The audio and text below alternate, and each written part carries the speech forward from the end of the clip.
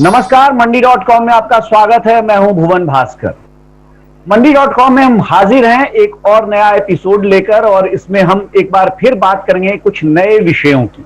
विषय नए भले ही होंगे, लेकिन उनका फ्लेवर वही होगा जो मंडी.com में हम बात करते हैं, यानी खेती और किसानी को किस तरह से आगे ले जाया जा सकता है, और आगे ले जाने के साथ किस तरह उनको किसानों के मुनाफे से, बेनिफिट से जोड़ा जा सकता है। क्योंकि कई बार हमने देखा है कि कुछ इंडस्ट्रीज तो आगे बढ़ती हैं, लेकिन उसके प्राइमरी प्रोड्यूसर्स होते हैं या उसके जो बिल्कुल बेसिक इंग्रेडिएंट्स होते हैं वो पीछे छूट जाते हैं। तो हम ये समझने की कोशिश लगातार करते रहते हैं मंडी.com में कि जिस भी तरह की जो एग्री सेक्टर में जो विकास हो रहा है, बढ़ोतरी आ रही है, उसमें किसानों का हिस्सा कितना है और कैसे उनको ज्यादा बेहतर हिस्सेदारी इसमें, इस विकास में, इस वृद्धि में दी जा सकती है।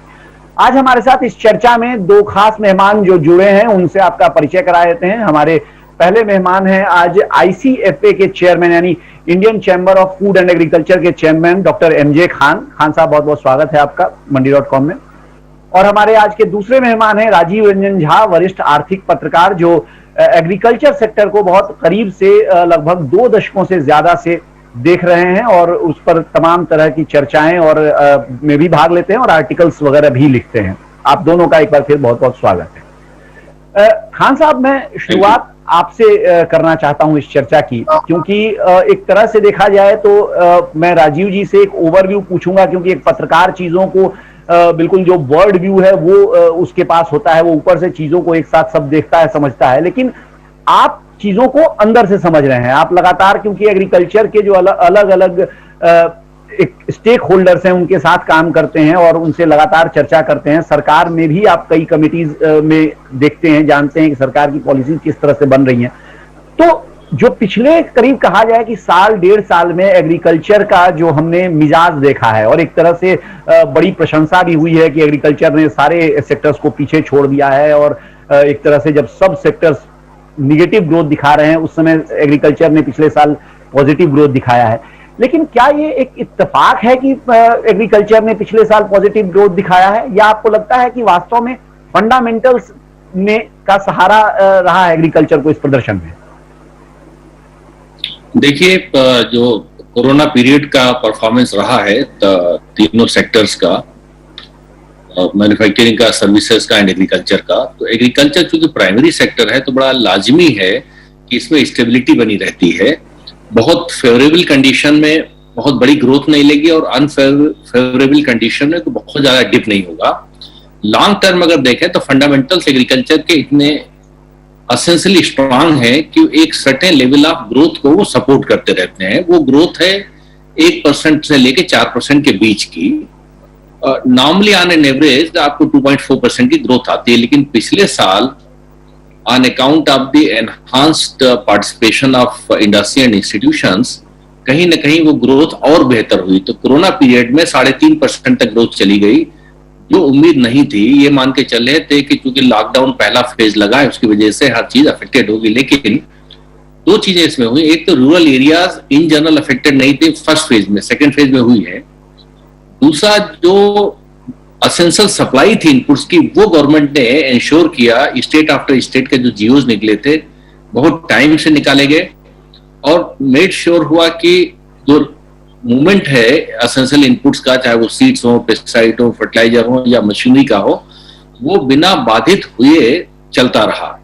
और कहीं ना कहीं मार्केट में डिमांड वो मेंटेन रही फूड ग्रेन्स की, वेजिटेबल्स की, जो इन बेसिक आइटम है तो मेंटेन होना था। तो इस वजह से एक हेल्दी ग्रोथ हुई जी।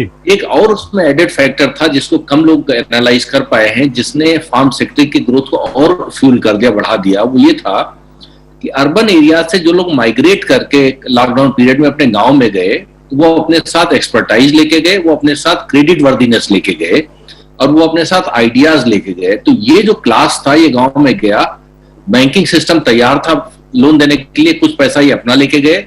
और ये चूंकि शहरों में फैक्ट्री में या कंपनीज में काम करते थे, तो इनको कैसे बिजनेस मैनेजमेंट की आइडियाज फार्म सेक्टर में लगाना है। तो कहीं ना कहीं मैं इसलिए कह रहा हूं कि मई और जून के फिगर जो 2020 के थे, ट्रैक्टर सेल्स 18%, 20% ऊपर चली गई, जी, जो कभी नहीं होता है। इसका मतलब ये था कि अप्रैल में लॉकडाउन लगा है, मई होते होते लोग घर पहुंचे, जून जुलाई अगस्त सितंबर एकदम फार्म मशीनरी की सेल स्पॉट कर गए और बैंक की लोन्स बढ़ गए, लेंडिंग बढ़ गई। तो ये क्लास था जिसने एक्सेस किया है वो बैंक के एक्स्ट्रा लोन्स को और ट्रैक्टर खरीदारी किया, फार्म मशीनरी। और मेरे कई ऐसे जानने वाले जो मुंबई से अपने उत्तर प्रदेश के गांव में, उन्होंने हमसे कहा कौन सा ट्रैक्टर खरीदना है। तो ये एक एडेड एडवांटेज। जी, आपने कुछ बहुत ही महत्वपूर्ण बिंदु आपने कहे हैं। मुझे लगता है कि आगे कार्यक्रम में मैं आपसे इन बिंदुओं को थोड़ा और विस्तार से समझने की कोशिश करूंगा, क्योंकि ये ऐसे बिंदु हैं जिन पे आने वाले दिनों में भी एग्रीकल्चर किस दिशा में जाने वाला है उसको हम थोड़ा एनालाइज कर सकते हैं इन बिंदुओं के आधार पर। राजीव जी, आपने इन चीजों को जिस तरह से देखा है और एक सवा डेढ़ साल में जो सवाल मैंने डॉक्टर खान से किया था वही मैं आपसे भी कह रहा हूं कि क्या ये दूसरों की आपदा में कृषि का अवसर था या वास्तव में कृषि में ये बुनियादी तत्व थे मौजूद जिसके कारण कि इस मुश्किल परिस्थिति में भी कृषि ने एक ग्रोथ दिखाई और इसलिए हम उम्मीद कर सकते हैं कि आगे भी ये ग्रोथ जारी रहेगी? नहीं, दूसरों की आपदा से इनको अवसर नहीं मिला है। ये कृषि क्षेत्र की अपनी बढ़त ठीक ठाक बनी रही है इन वर्षों में। किस्मत अच्छी रही कि इन वर्षों में मानसून भी बहुत परेशान नहीं करने वाला रहा, सामान्य रहा, ठीक ठाक रहा और उसके चलते हमें पता है कि हमारे देश की कृषि जो है वो काफी हद तक मानसून पर निर्भर रहती है। तो मानसून ठीक ठाक रहने के चलते आमतौर पे, वरना कहीं पे बाढ़ कहीं पे सूखा, ये तो इतने बड़े देश में होता ही है, लेकिन सामान्यतः मानसून ठीक रहा और उसका नतीजा हमें कृषि क्षेत्र की एक अच्छी उपज में दिखा है। इन पिछले वर्षों में लगातार 3-4% के आसपास की वृद्धि दर हमें कृषि में बनी रही है, जो कृषि क्षेत्र का जो पुराना इतिहास है उसके हिसाब से एक ठीक ठाक वृद्धि दर है, जो संतोषजनक वृद्धि दर है। इसके चलते ही, जैसे अगर आपको याद हो तो इस बार के आर्थिक सर्वेक्षण में बजट से ठीक पहले जो जनवरी में आया था उसमें ये ध्यान दिलाया गया कि पिछले कई वर्षों के बाद, शायद 17 वर्षों के बाद ऐसा हुआ कि जो देश की जीडीपी है उसमें कृषि क्षेत्र की हिस्सेदारी 20% के आसपास पहुंच गई। आमतौर पर 17-18% के आसपास बनी रही है। कृषि की जीडीपी में हिस्सेदारी 20% पर पहुंची है और वहां पर आप जरूर कह सकते हैं कि दूसरे लोग घट गए इसलिए कृषि का हिस्सा बढ़ गया थोड़ा सा, वरना ये 20% का आंकड़ा नहीं आता। यदि बाकी क्षेत्र भी उसी रफ्तार से बढ़ते रहते जैसे वो पहले बढ़ रहे थे तो फिर कृषि क्षेत्र का हिस्सा जीडीपी में वैसा ही रहता। लेकिन अपने आप में यदि देखें तो कृषि क्षेत्र की जो बढ़त दर है, ऐसा नहीं है कि इस कोरोना महामारी के बीच में वो सामान्य से ज्यादा बढ़ गई। अगर वो 3-4% बढ़ रही थी तो उसी रफ्तार से बढ़ती रही है।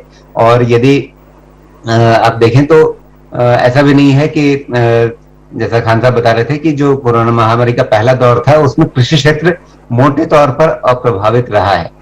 इस बार कैसा नतीजा सामने आएगा उस पर जरूर हमें नजर रखने की जरूरत पड़ेगी, लेकिन कुल मिलाकर के अभी भी हम ये कह सकते हैं कि कृषि क्षेत्र ने एक तरह से एंकर का काम किया है भारतीय अर्थव्यवस्था को संकट के क्षण में। जी, यानी कुल मिलाकर ये कहना तो ठीक नहीं होगा कि कोरोना महामारी के कारण जो माहौल पैदा हुआ उसने कृषि को बढ़ने में मदद की, लेकिन हाँ ये जरूर है कि उसके कारण पिछले साल कम से कम ये कहा जा सकता है कि कृषि पर प्रतिकूल असर नहीं पड़ा। फिलहाल वक्त हो गया एक छोटे से ब्रेक का। ब्रेक से लौटने के बाद मंडी.com में हमारी ये चर्चा जारी रहेगी। बने रहिए हमारे साथ, देखते रहिए डीडी।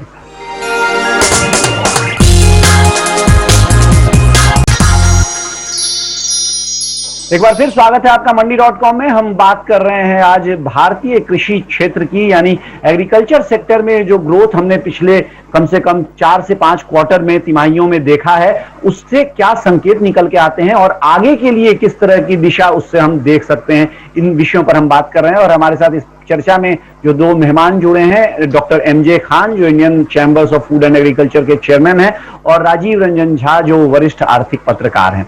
डॉक्टर खान, जो पहले सेगमेंट में हम बात कर रहे थे उसमें एक महत्वपूर्ण बात आपने जो जब आप बता रहे थे कि क्यों हमने पिछले साल आर्थिक कृषि क्षेत्र में वृद्धि देखी, तो आपने कहा कि इंस्टीट्यूशंस की भागीदारी बढ़ी इसमें, जिसके कारण कि ये असर देखने को मिला। थोड़ा सा मैं चाह रहा हूं कि इसको आप विस्तार से थोड़ा समझाएं कि किस तरह से इंस्टीट्यूशंस की भागीदारी बढ़ी और क्या ये भागीदारी बढ़ना भी जो पैंडेमिक का माहौल था उसके कारण हुआ या ये कोई स्ट्रक्चरल चेंज के कारण ये भागीदारी बढ़ी है?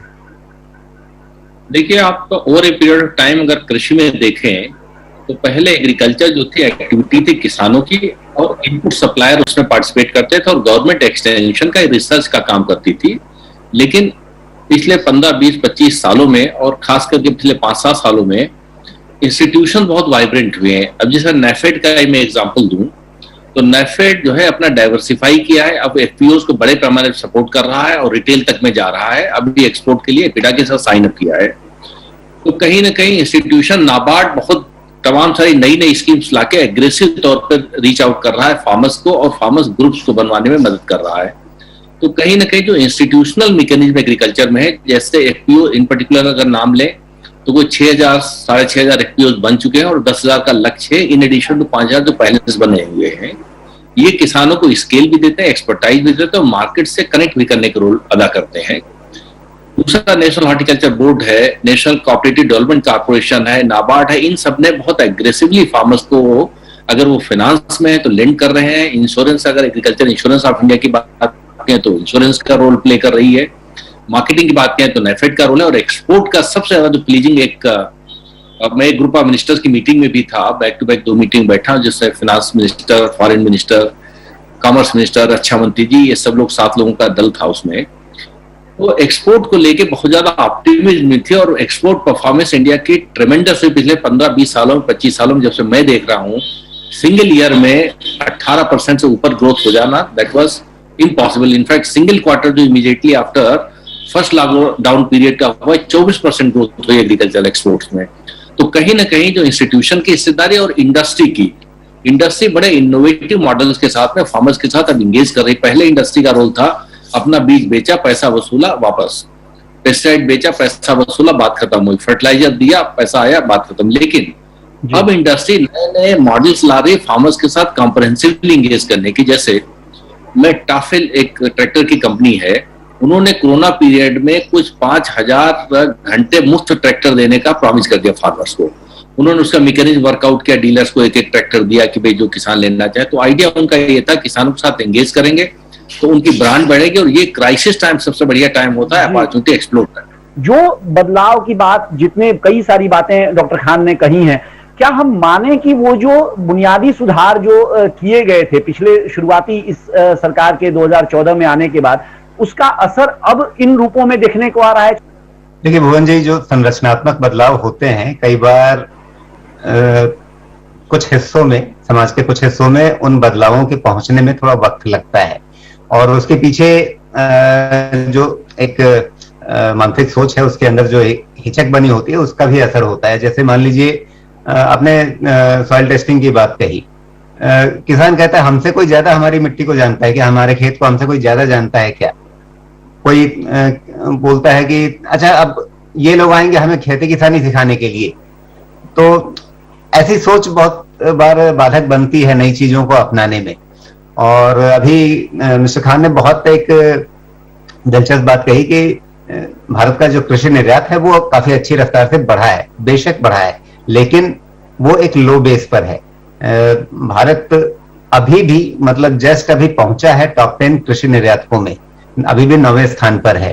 तो कृषि निर्यात में वो एक ऐसी संभावना है जो इस देश में पूरे एग्रीकल्चर इनकम को बढ़ा सकती है। उसी का फायदा फिर अंततः किसानों को भी मिलेगा। जो किसानों की आमदनी दोगुनी करने का लक्ष्य है, उसका रास्ता आपको कृषि निर्यात से खुलेगा। और सबसे बड़ी महत्वपूर्ण बात जो खान साहब ने कही कि आपको उत्पादन बढ़ाने की बहुत ज्यादा जरूरत नहीं है। मतलब आप जितना अनाज अभी उगाते हैं, ऐसा नहीं है कि आप 10% उससे ज्यादा उगाना शुरू कर दें तो किसानों की आमदनी उससे बढ़ जाएगी, वैसा नहीं होगा। तो फिर रास्ता क्या है? जब आप मात्रा बढ़ा करके आमदनी नहीं बढ़ा सकते हैं एग्रीकल्चर सेक्टर की, तो फिर क्या रास्ता है? फिर रास्ता है वैल्यू एडिशन का। और वैल्यू एडिशन करने पर ही आप एक्सपोर्ट मार्केट में भी ज्यादा प्रभावी हो सकेंगे, ज्यादा दमदार तरीके से उतर सकेंगे। जी। क्योंकि एक्सपोर्ट में सबसे बड़ी जरूरत। जी, मैं आपको रोक रहा हूं राजीव जी, इसलिए कि हमारा समय बिल्कुल ही समाप्त हो रहा है इस सेगमेंट के लिए। लेकिन इस सेगमेंट की इस चर्चा को हम आगे बढ़ाएंगे। फिलहाल मंडी.com में लेंगे एक छोटा सा ब्रेक, लौटने के बाद हमारी ये चर्चा जारी रहेगी। बने रहिए हमारे साथ, देखते रहिए मंडी.com।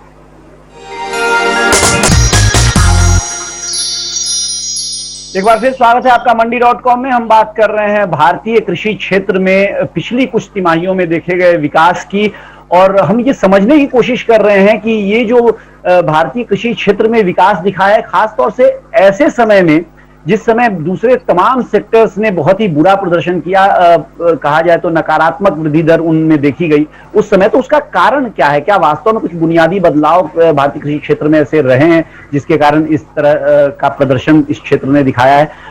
हमारे दोनों मेहमान हमारे साथ बने हुए हैं, MJ Khan, Indian chambers of food and agriculture के चेयरमैन, और राजीव रंजन झा, वरिष्ठ आर्थिक पत्रकार। डॉक्टर खान, इसका मतलब हम क्या ये मान सकते हैं कि जो बहुत लंबे समय से जो चीजें आप बता रहे हैं, जो बुनियादी बदलाव बतला रहे हैं आप, वो काफी उम्मीद दे रहे हैं, वो बदलाव जानना समझना, लेकिन क्या जो अभी राजीव कह रहे थे कि 1 से 4% का एक रेंज बना हुआ है जिसमें कि इस बार हमने 3.5% के आसपास ग्रोथ देखा, क्या ये जो बुनियादी बदलाव दिखे हैं या हो रहे हैं, इससे हम ये उम्मीद कर सकते हैं कि अगले 5 साल में हम इस रेंज को तोड़ के इससे ऊपर कहीं 6%, 7%, 8% ग्रोथ रेट तक जा सकते हैं एग्रीकल्चर में? मुझे लगता है कि अगर जा भी सकते हैं तो शायद जरूरत नहीं है। क्यों? एक्सेस प्रोडक्शन होगा, उसके अपने प्रॉब्लम्स हैं। लेकिन जो इंस्टीट्यूशनल सिस्टम डेवलप हुआ है एग्रीकल्चर में, जैसे एग्री एंटरप्रेन्योर्स का एक बड़ा नेटवर्क खड़ा हो गया है, जो अपने क्षेत्र के किसानों को एक जो एग्री एंटरप्रेन्योर है, जिसको हम ACABC का नाम देते हैं, agree clinic, agri business centres, इसका कोई 15,000 प्लस का नेटवर्क बन गया है देश में, और ये 1,000 से लेकर 2,000, 3,000 किसानों को सर्व करते हैं। नंबर 2, जो सबसे ज्यादा जहां इनोवेशन आ रहा है वो एग्री स्टार्टअप्स में आ रहा है। पढ़े लिखे लोग, इनफैक्ट 1,000 से 1,200 के बीच जो सक्सेसफुल स्टार्टअप्स इंडिया में है, 97-98% वो इंजीनियर्स हैं, एग्रीकल्चर ग्रेजुएट्स नहीं है। तो जब माइंड्स आउटसाइड सेक्टर के आने लगते हैं उस सेक्टर में, तो इनोवेशन कहीं ज्यादा तेज हो जाती है। कि अगर हम एग्रीकल्चर पढ़े हैं, हम एग्रीकल्चर की बात उतना असर नहीं है जितना नॉन एग्रीकल्चर वाला एग्रीकल्चर में इंटरेस्ट ले, तो वो बहुत खुले दिमाग से आता है, इनोवेशन वहां पे आता है। लेकिन 2 चीजें इसमें देखने, एक, हम लोग जो प्रोडक्शन सेंट्रिक अब तक रहे हैं, प्रोडक्शन सेंट्रिक से कहीं ना कहीं हम लोगों को पोस्ट प्रोडक्शन में जाना पड़ेगा, क्योंकि 4 महीने की मेहनत के बाद आज भी अगर किसान 1 रुपया कमा पाता है, तो व्यापारी 4 घंटे के हिसाब किताब से 4 रुपये कमा लेता है। तो कहीं ना कहीं उसमें फार्मर्स का शेयर बढ़ाना पड़ेगा, और इसलिए ये जो 3 लेजिस्लेशन से सरकार लेके आई, जो बिल्स एक्ट्स बने हैं, इनमें जो एनेबलिंग प्रोविजंस है वो कहीं ना कहीं एग्रीकल्चर सेक्टर के पोस्ट प्रोडक्शन के पोटेंशियल को बढ़ावा देते हैं। तो इनके प्रोविजन जब इंप्लीमेंट होते हैं तो कहीं ना कहीं एग्रीकल्चर में किसानों को जो मिलना चाहिए उनका शेयर, जो नहीं मिल रहा था, वो मिलना शुरू हो जाएगा। और सबसे बड़ी बात यह है कि जब ट्रेड ओपन अप होगा तो सब बेनिफिट करेंगे, सारे स्टेक होल्डर्स, और जो प्राइमरी स्टेक होल्डर किसान है वो सबसे ज्यादा बेनिफिट करेगा। जी राजीव जी, ये जो अभी बात डॉक्टर खान ने कही है, 3 लॉज जिन पर हमने काफी चर्चा की और आखिरकार हमने उसे एक ठंडे बस्ते में जाते हुए देखा, खासतौर से जब सुप्रीम कोर्ट ने आदेश दिया था कि हाँ 6 महीने तक इसको अभी रोक के रखते हैं।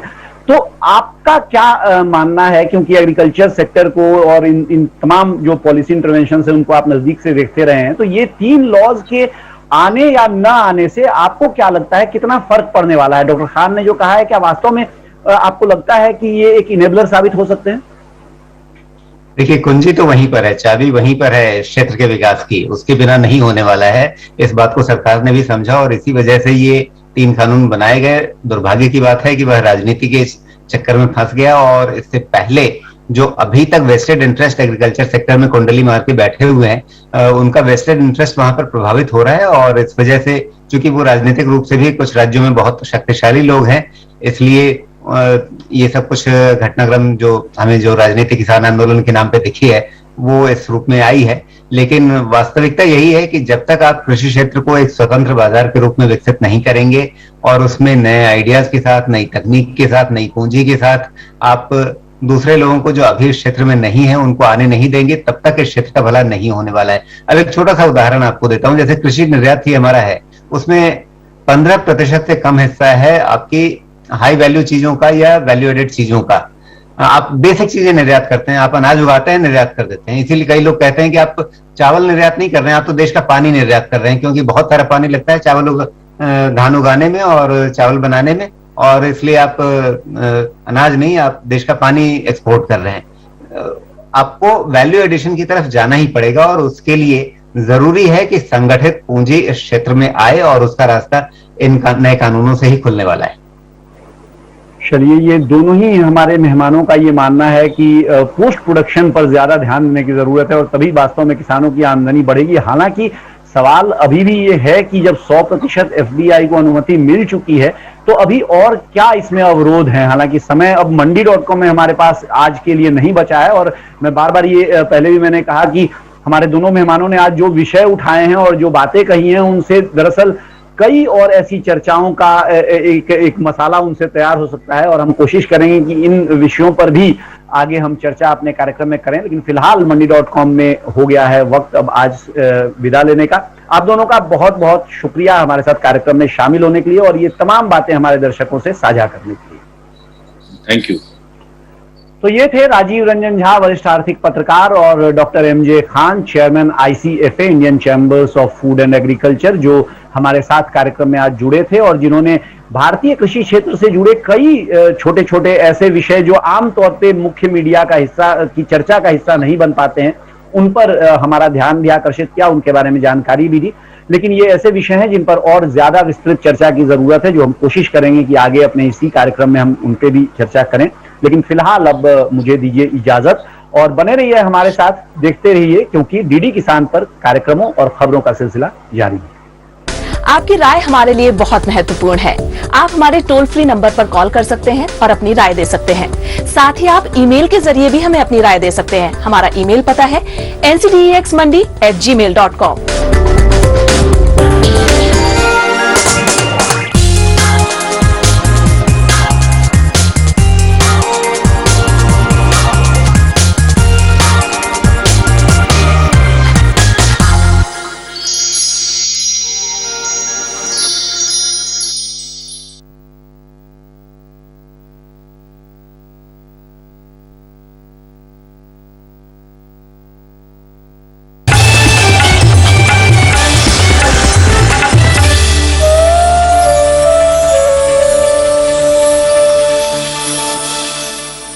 मंडी.com के सह प्रायोजक थे agriculture insurance company of India limited. संपन्न भारत की पहचान बीमित फसल